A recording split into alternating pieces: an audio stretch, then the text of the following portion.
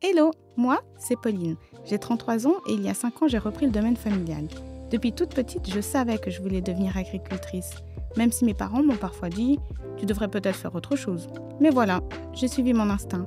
Aujourd'hui, sur mes 33 hectares, j'élève des poules pondeuses et des alpagas. Je cultive aussi des légumes, des arbres fruitiers et des grandes cultures comme le blé, le maïs et le colza. Une partie sert à nourrir mes poules, le reste est livré aux moulins de la région. Ah, et j'oubliais, lorsqu'il faut combattre le feu ou aider la population, j'enfile mon costume de caporal. Mais aujourd'hui, être agricultrice, c'est bien plus que cultiver et élever.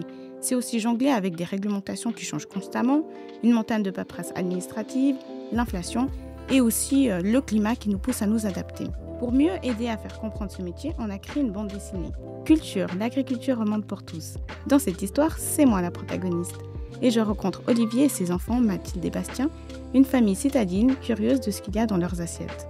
On visite ensemble ma ferme et je leur explique la rotation des cultures, le fonctionnement des sols, les surfaces de promotion de la biodiversité et comment l'agriculture peut contribuer à atténuer les effets du changement climatique grâce à des pratiques agroécologiques. On déguste des produits du coin, on parle de labels de qualité, de circuits courts, à travers le brunch à la ferme. Olivier et ses enfants viennent également me rendre visite à l'alpage lorsque je remplace un confrère malade. Un lieu magnifique où l'estivage empêche la forêt d'envahir les pâturages et où une fleur exceptionnelle attire une faune tout aussi riche. Je leur parle aussi des dangers des déchets laissés dans la nature. Et oui, un simple sac plastique ou pire, une canette en aluminium peuvent tuer un animal. Lors d'une foire agricole, j'aborde également l'enjeu de l'autosuffisance et la volonté d'une production locale, variée, pour garantir une vraie indépendance alimentaire dans un monde incertain. Le jeune Bastien, de son côté, a tellement été inspiré par les moments passés en ma compagnie qu'il a participé à un concours photo sur le monde agricole et l'a remporté grâce à ses clichés pris lors de nos escapades. Et puisqu'on parle de clichés, cette BD a voulu désinvisibiliser le rôle des femmes dans l'agriculture, montrer qu'elles sont là, qu'elles agissent, qu'elles comptent.